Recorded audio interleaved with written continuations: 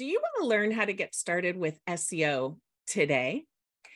If so, then stick around because my guest is sharing about all of that and more. And she is also someone that I work with for my SEO. Welcome to the show. I'm Jen Vasquez.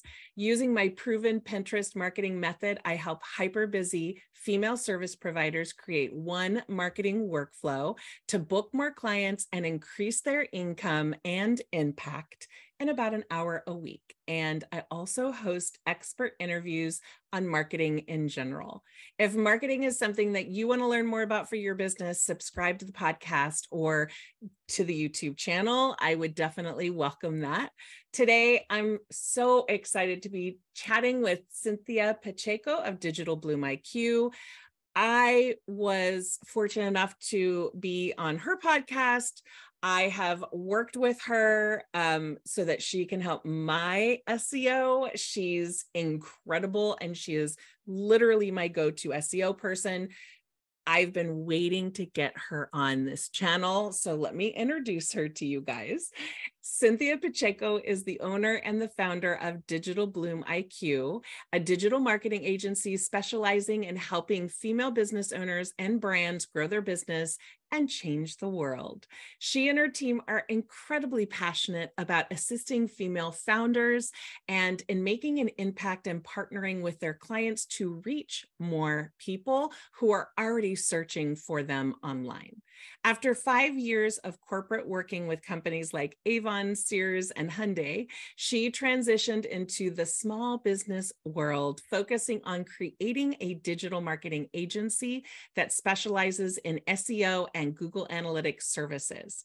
She is on a mission to inspire health and wellness businesses to be more intentional about their SEO marketing and share more of their healing talents. When she's not working, you can find her playing with her daughter, who's adorable, watching NBA with her boyfriend, or watching Gilmore Girls on her couch. Welcome, Cinthia. Thanks, Jen. Oh, so excited to be here. I know. And if you are not a healthcare provider, if you're a photographer or a business coach or something else, do not click off this episode because her information will literally resonate with any service-based entrepreneurs. So don't leave, stick around because we've got so much goodness to come. I always start with this first question. I love to find out sort of how my guests have gotten to where they are in business today, because oftentimes it's a totally windy road. And I feel like that's really helpful, especially for entrepreneurs, to know that everyone gets to a certain space at a different time and in a different way. So, Cinthia, I'd love for you to tell me about how you got to the business that you're into today. Yeah. So like the intro said, I was in a corporate job and I actually had a friend who started her own business. And I was like, whoa, there's just so many cool women out there doing cool things. And I realized at that time that no one was really talking about web analytics and data. And I know for a small business, we have so many things we can be focusing on. But I was really passionate about this Google Analytics thing. And that's what I was doing in my job. I was working with web analytics. So that was kind of my starting point. And I was doing web analytics. And then I quickly realized again that for a small business, we have so many things we need to be doing. And I found SEO to be just this, again, untapped area that a lot of female businesses and male too, but it was just like a really male dominated field. And in terms of how people talk about it, it's very technical. And I'm totally not like that. Like I have a technical background. I started, coding websites when I was 16, but I was like, I need to talk about SEO and Oracle cards. I want to combine this, just more approachable, especially because so many small businesses feel like SEO is just not a way to get clients. So that happened about 3 years into my business, the SEO, and that's what I've been doing since. And I just love it. I feel like it's so important. Yeah, I chose to work with Cinthia from the different SEO experts out there because she has a way of talking about SEO, which for most business owners is like overwhelming and technical. And she has a way to break it down into like understanding the why, because for me and most entrepreneurs, when you know why you should do something different, it really motivates you to do it differently, right? Yeah. But if you're not understanding the whole process or the lingo, even for that matter, it can get really sort of complicated. And you make it sound like way more, you make it sound easier, and it actually makes it easier to do the work because of the way that you explain it. So thank you for that. Well, that's how it should be, right? I just want to say, like, if you're I mean, this goes for all areas of business. If you feel like you're following someone that's like making you feel boggled Stupid. down, like, I'm not saying some things are hard, I'm not saying that, but like, you know what I mean, when you're like, okay, I can do the hard things, but if it's like feeling super over your head, like I don't want to do this, then maybe you need to change like who you're following, right? Because I've like over the years, you learn, like, you get to follow people who like inspire you to do hard things, but in a way that feels like okay, not to like torture. Yes, like more enjoyable, right? Which to Yeah. me, SEO and enjoyable never went together until I met you. So that's the Oh, compliment. So thanks a let's lot. start at the very, very beginning for anyone that is listening. What is SEO? Okay, so SEO stands for search engine optimization. And I know that sounds really like techie and maybe complicated to some of you, but all it means is that we're helping humans who are searching for us in Google and other search engines find us, because our sites automatically get picked up by these search engines. And then there's things we can do to help people who are typing in Google, like maybe they're typing Pinterest marketing or Pinterest marketing for photographers in Jen's case. And so someone like Jen would want to show up for those kind of keywords. So there's things we can do to promote and market our business so that we're showing up in those searches and we're getting people who are finding us and buying from us. Perfect. That is, I would probably have taken 3 paragraphs just try to say it as an example. Why is SEO so important? So with all the things as an entrepreneur and all the different hats that we're wearing, why is SEO really an important part of our marketing process to be able to double our efforts of the work that we're putting in? Yeah. Yeah. And I totally get this question because I'm in the same boat. Like, we have so many things we have to do. I have a 1-year-old daughter. Like, I am, I've got the things to do. I got the list. But why SEO is important to me is that it really complements a lot of these other marketing channels like social media, and everything really. Like, if you're doing paid ads, if you're doing social media, if you're doing email marketing, it complements everything else, because you're really getting people who are ready to buy from you in many cases or want information. And like, an analogy here is like, imagine that you're planting a garden and so you've got some crops that grow pretty fast, or that can kind of like, they grow fast but they die fast, right? So that's kind of like social media. You might post a reel and you get some DMs, you get people buying, you can sell in stories. That's all fantastic. But then there's some crops that take longer, but they kind of renew by themselves, or they're year long. And that's SEO. So you plant something today, it takes months, but then you have people finding you for years and years and years. And that's what my clients and my students love about SEO, is that they create something today that then continues to give them leads and sales years, right? Which I know for some of you, if you've been in a few years in your business, you are looking for quick wins, but you want to be thinking long-term, those longer term investments. So it's just this perfect way of doing a little bit of both and diversifying your marketing. Yes. And I've been talking a lot and making videos, and I'm going to do a masterclass on social media marketing versus search marketing, because in my opinion, you need both, right? You need to have that social media, which sometimes is part of that customer journey. They'll find you on Pinterest or a blog post, and then they'll go to search social media to find out more about you personally, like what you believe in, how you educate, what you're putting on there to make the decision if they're gonna connect with you. And I know a lot, and I talk about this a lot of people will say, when they send you a DM and you say, oh, great, how did you hear about me? Because you should as a business. And they'll say Instagram, because what they hear is, how did you find me? What they're telling you is where they last were when they made the decision to work with you or connect with you. And when you ask a second clarifying question, like, that's great, did you use a hashtag or were you referred to me, so that we can thank those people or use those hashtags in the future? I have found that 80 to 82% of the time when I ask that clarifying question, it comes back to a Google search, a blog post, or Pinterest. And here we are giving all this credit to Instagram when it's really the search marketing that's giving us the new eyeballs on our stuff.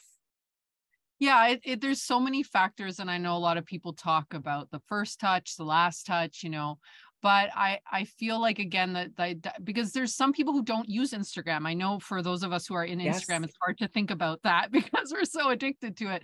But there are subsets of audiences. I know I'm a millennial, but I have a lot of friends that don't use Instagram, and they're millennials. Yeah, so you have to think about, how are you reaching those people who aren't totally addicted to Instagram, or an older audience? So there's just this huge untapped opportunity there. And it's like, why not? Right? Why not? And again, the search algorithm, like Google's algorithm, is light years ahead of anything in Instagram because they've just been doing it longer. So the way people find you on Google is going to be much more interesting, I think, than someone searching on Instagram. And I recently talked to an Instagram expert about this. We had an interesting conversation about searching in both of these platforms. Yeah. And I also feel like too, it really doesn't even matter which generation. We are all, as human beings today, trained to Google it. Like, we use the Google as a way of saying, get on the internet and find it, right? Absolutely. Like, Google it, just go Google it, that answer.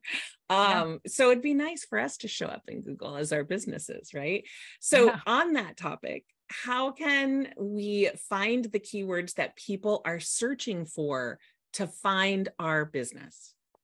Yeah. So for those of you who are like just tapping into this SEO thing, keywords are words or phrases that people use to find us in Google, right? So those are like the nuggets, I guess, where people are asking something or they're ready to buy. Like, they could be looking for a Pinterest marketing course. So that means, hey, they're looking for a course.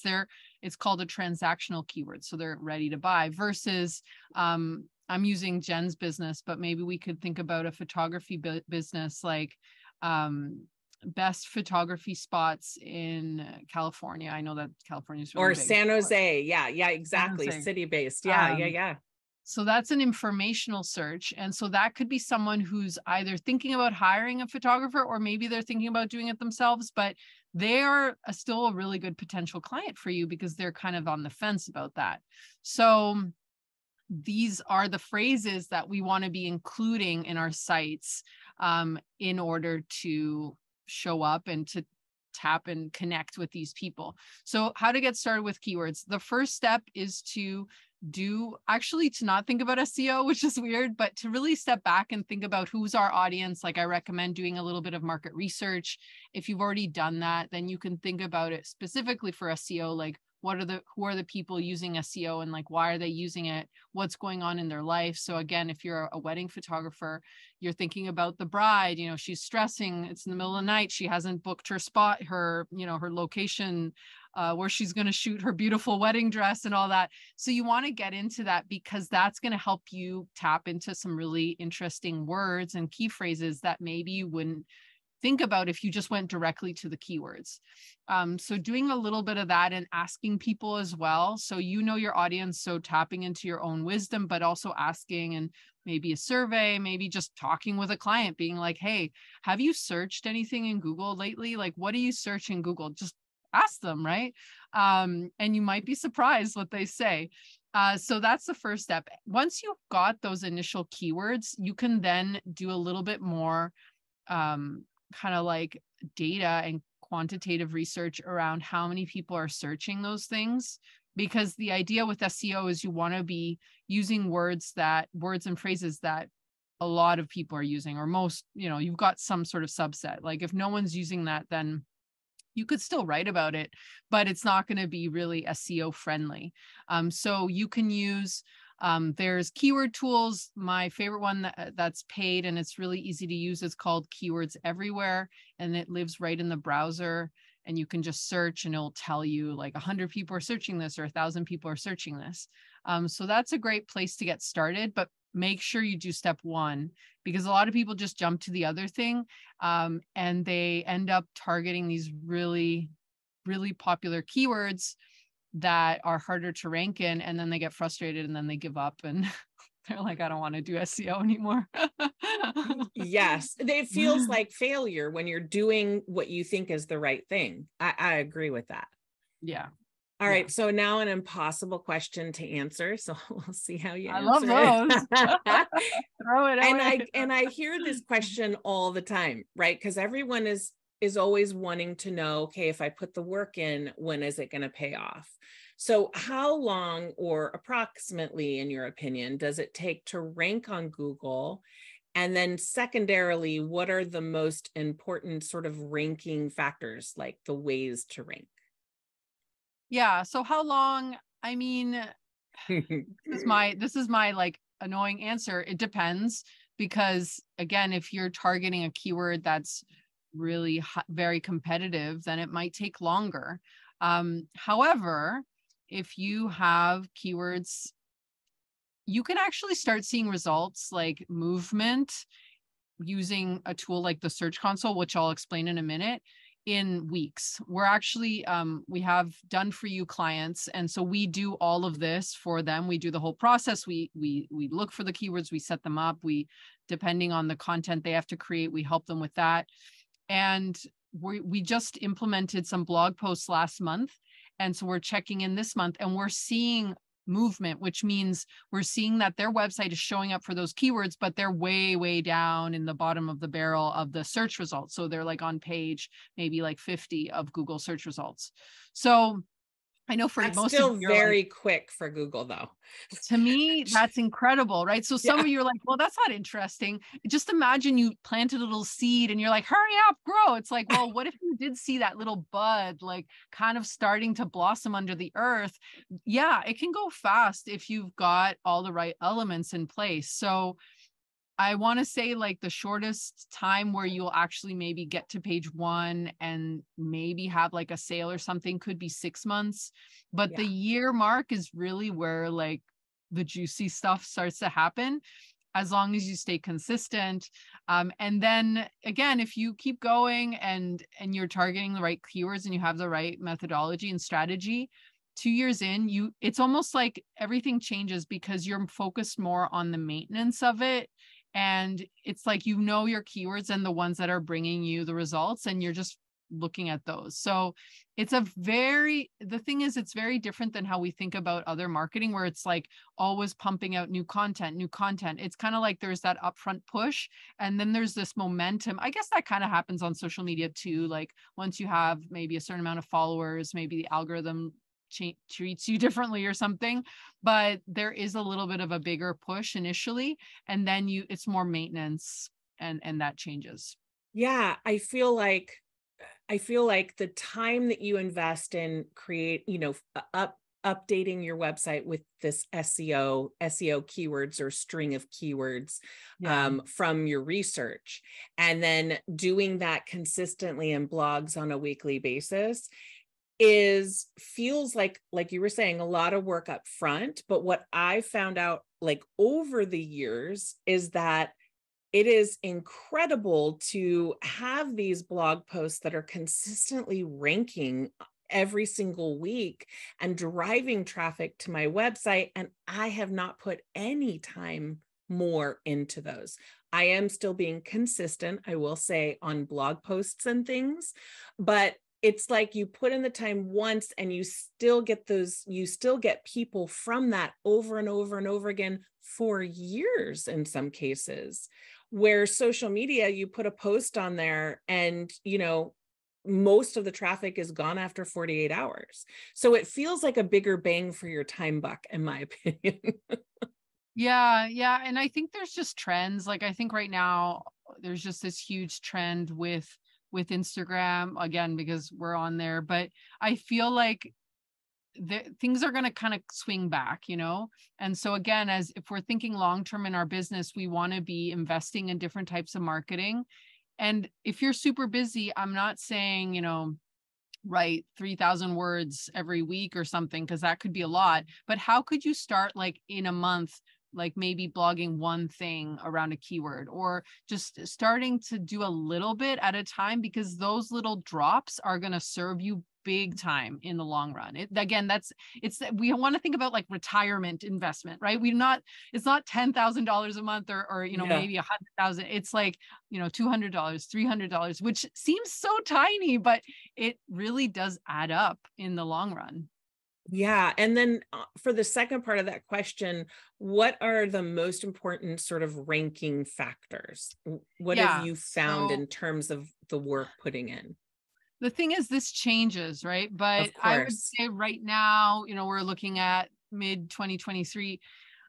The biggest thing is creating helpful content. I know that sounds obvious, but I need to say it because a lot of people are so focused on keywords where it's like, okay, focused on writing for Google versus writing for your client and making sure you have keywords for Google. Like, there's a difference there. Yeah, like the Google, what they're looking for, and humans, which is more important than Google, is like, how are you helping them, right? Like, how are you creating a blog post that it's like, or any content really that's worth their while to watch or to read, I should say. And so when you're creating a blog post, it can be hard because we're like so hyper focused on our business. So it can be hard to zoom back. And that's why it's great to have like a partner or someone in your business. Like, you can kind of like give feedback to each other, or, an SEO course or some sort of community to get that feedback. But you want to look at like, how am I really providing value? And like, how am I differentiating myself a little bit from the competition? Because inside of a Google search, on that first page of Google wants to give the visitor helpful information that will solve their problem, but they also want to give kind of different options. And so part of this SEO strategy is looking at the competition and seeing, okay, how am I like slightly different? Am I providing an infographic? Do I have videos? Do I break it out in a way that's different? It's not always about more content, which is interesting. It could actually be about simplifying the blog post. So that is a big deal. So like useful content. Another big thing that a lot of people forget about is just also focusing on your backlinks, or I call it authority building now. I actually don't call it backlinks anymore. So another part of doing SEO is having other sites link to you because you're useful, right? And you're creating valuable things that people want to link to. So how do we do this? We can actually create content that's more focused on creating shares versus targeting that direct client.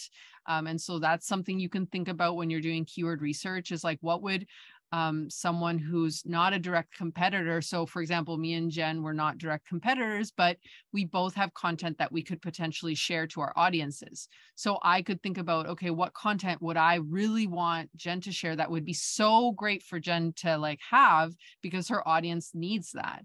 And so that sort of thing can also help with your SEO, because the more other people share and link to our content, that's another signal that Google looks at and says, hey, this is helpful and people are linking to it, so we're going to rank it more. So that's off-site SEO, and that is really, really important. And it connects with this EEAT, which is, again, another factor that Google looks at, that is experience, expertise, authoritativeness, and trustworthiness. I know that's like a lot, but you can look it up. I have a podcast episode on it. And that is, yeah, her podcast is brilliant for sure. But it's also, I think, just like Pinterest, Google's focus is on the end user, right? They want more people to stay on Google, use Google to find the content that they need that's going to help them get the answers that they want. If they Google and they click your link and they go right back to Google, that's sending a signal to Google that your content may not be what you promised in that title. Absolutely. Yeah. You can't really trick, like, no.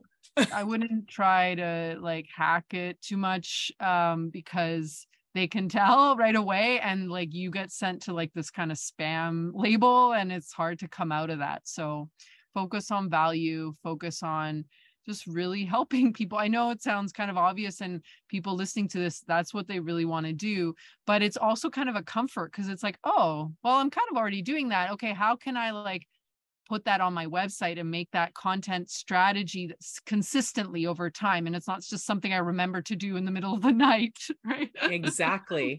So are outbound clicks and inbound clicks then important nowadays? And yes. I mean, if so, explain what outbound clicks and inbound click links are, because I've heard both. And you were the one that really explained it to me well. All right. So outbound clicks are basically links that we have on our site that we're linking to other websites. And inbound clicks are clicks coming in from other sites to our site.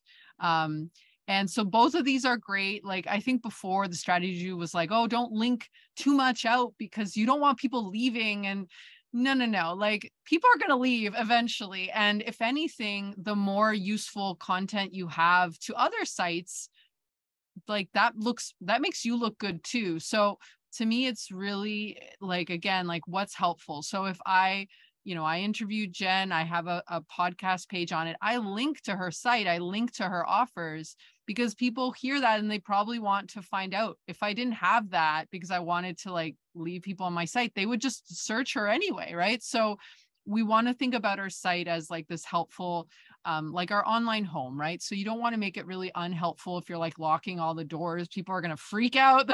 It's going to get busy. It's going to get really complicated. And same thing with inbound clicks. So like I mentioned, you can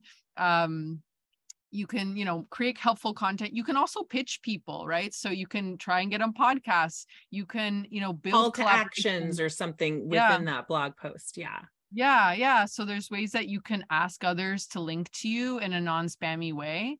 And some of that's just going to happen organically. Some of it is just, it does need to be intentional. I really feel like, I think that's one area of SEO people miss, because they're like, well, how am I going to ask for the link? It's like, well, you're not actually asking for a link. You're asking to collaborate with someone. So what does that look like? Right. And so that can change the game, because all that content you create on your site, if no one's linking to it, you're like this island out at sea, and it's really hard to rank over time. This is going to like speed up the results. Exactly. Perfect. What are some things that our listeners or watchers on YouTube can do today, sort of action oriented, to get the biggest bang for their time buck when it comes to SEO? What are a couple things that you would recommend to them? Yeah. So the biggest one for me, which helps with awareness, because I feel like people get stuck with SEOs because they don't know if it's working or not, right? Like they're like, well, I blogged, but I don't really know. Am I ranking? Am I not? Like, what's working? So to help with that, there's a tool which I already mentioned. It's called the Google Search Console. You can Google Search Console and it'll be the first thing up on there. It's completely free, and it's a tool that Google gives us to understand how we're ranking today and what our keywords are. It gives us all these reports. So what you can do today, it takes like 5 minutes. get on there, register your site. Sometimes it takes 24 hours to actually see your data. But once you have that set up, you're going to start collecting that data. And so that's a great starting point to have some awareness, because you might actually already be ranking. And so you can start there instead of feeling like you're starting like from scratch. You can just start where your work, like what's working, and kind of like focus on those pages or those keywords. And so that's a great starting point. And it's kind of exciting because you can really see that result over time. And it's kind of like looking at your finances as small business. Like initially it's like, oh, I don't get anything. Like my accountant's trying to explain to me things. I have no idea what they're talking about. So over first, it feels like a lot, but then you're going to get used to looking at those reports, and you get like acclimatized. And then you're going to be excited to like open that up. I promise there comes a point where you're like, ooh, let's see like where I'm getting my leads from.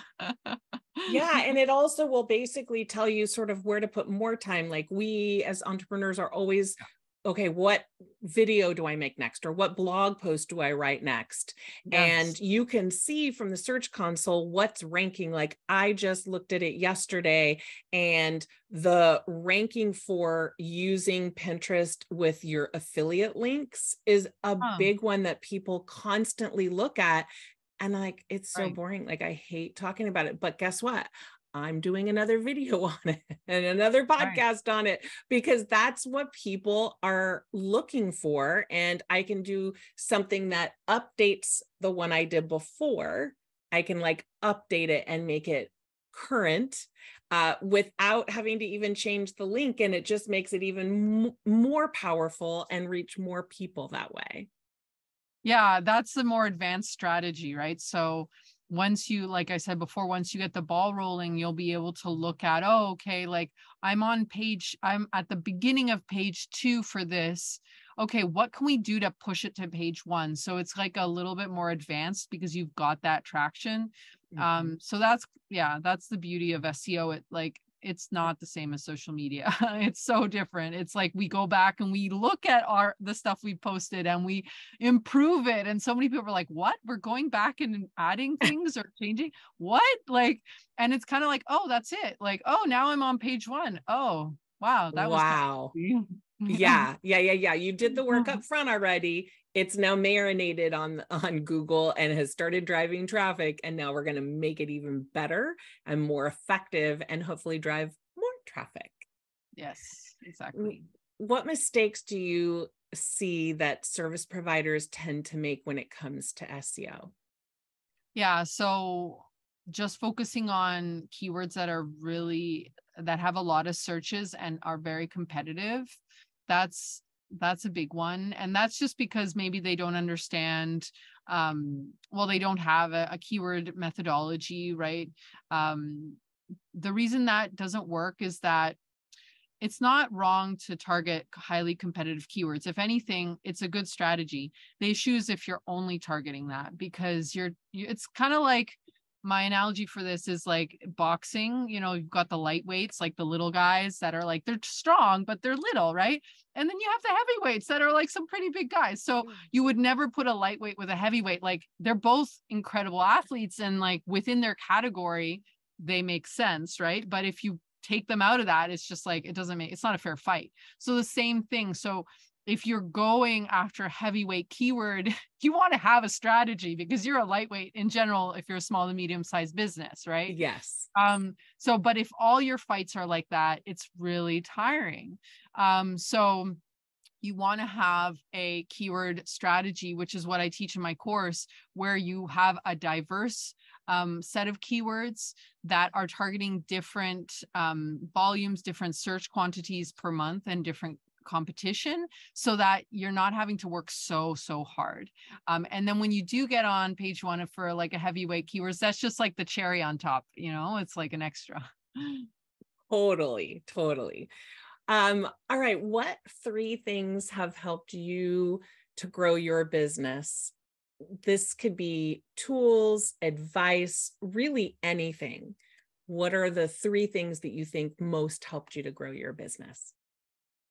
For me, one was mindset. I realized like I wasn't for a long time, wasn't reaching many goals because there was just something in me that wasn't really believing, right?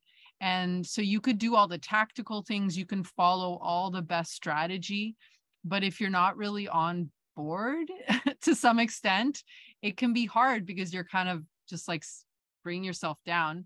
So I luckily found a lot of coaches and mentors who helped me with that, and like just come back to that. And that's something I'm still working on, really, to be honest. It's ongoing. And that's been just as important as the strategy, because again, the strategy, it's almost like it doesn't matter because there's so many different ways you could do it and it could work. But if you don't believe in it, it's going to be hard to succeed. So that's one. The other is connect with people and build human relationships. I think we've been sold that this online business thing is like, well, I don't need to like talk to anybody and I'm just going to like click and boom, like all these sales are going to come in. And it's the opposite. It's like, not just building a wide network, but deepening your network, like having long Zoom chats, like connecting with the people that you really vibe with. You don't need to be fake, like just like stay in touch and be human, like just ask people, get to know them, right? And the best part is that it's actually really easy because people want to share that stuff, right? And that's been another way that, apart from obviously doing SEO and all these things, I feel like I've been able to really quickly sell certain things, or like I'll reach out to someone and they're just already so happy to hear from me. So it's easy to kind of like build your business from that. Yeah, So you that's stay forefront on their mind as you're connecting with them as an individual. Yeah. And we're all human. Like, yes, we're here to make money and we've got our businesses, but we want to remember that there's humans on the other side of that. And yeah, if we really want to make an impact, like you said at the beginning, it's really about thinking about that human, right?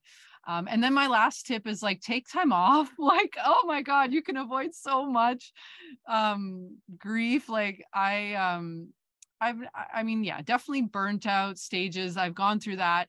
But every time I like step away, I never get the best ideas in front of a screen, right? To be honest, it No. was when I'm like in the shower or walking my dogs or on vacation.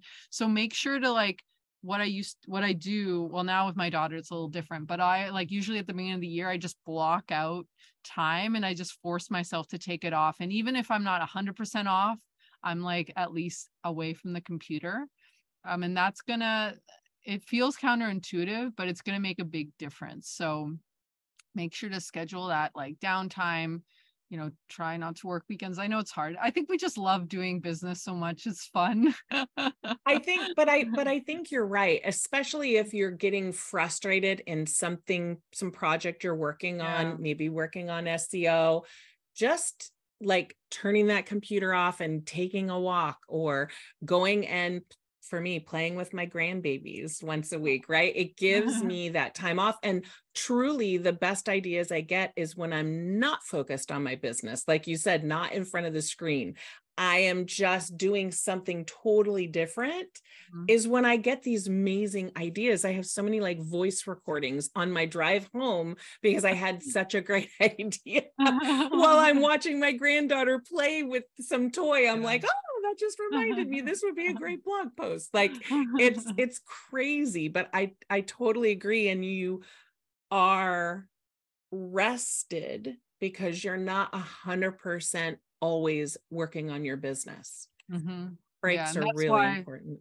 That's why SEO is also nice for that, because it allows you to take that time off. Like you don't have to be posting every day on Instagram. Like your business isn't like just dependent on that leg of marketing. You've got like different things happening, and podcasting as well. Like it's nice. It's like, oh, okay, like I could take a month off and my business wouldn't fall apart if I didn't post on Instagram, because I know people would still find me. I'd get leads. I get, people asking about buying things. So that's a relief. I agree. So before we get to the gift that Cinthia has so generously is sharing with our audience, tell everyone about the services you provide, because I have a feeling that everyone is thinking right now, I need her help. So just briefly, what are some services that you do offer? So we've got a done for you SEO retainer. So that's really for the business that is like, I don't want to touch this. Like, I want to get it, because we work with our clients like partners. So I've never taken on a client where it's like they don't want to even know what we're doing. That's not how we work. We work very closely because you're the expert, right? So the done for you service, the idea is we take off your plate the SEO elements, but we're very involved, and we try and like just make sure everything's working in flow with the rest of your marketing. And then we also have some done with you. And I actually recently launched some lower cost done with you retainers for those businesses who aren't ready for that full service, but they do want some extra help with their keywords. They want to get some awareness. They want someone helping them with that, but they just can't do everything right now. So those are some great done for you and done with you options that people can check out. And then I have the course, which Jen's in, and that's really for someone who like is just wanting to learn some of the basics for themselves and starting to get those results. And that's also great for if you have someone on your team who could also handle that and you want to train them. And they're like a web developer, a virtual assistant, someone like that can also be a good fit for that.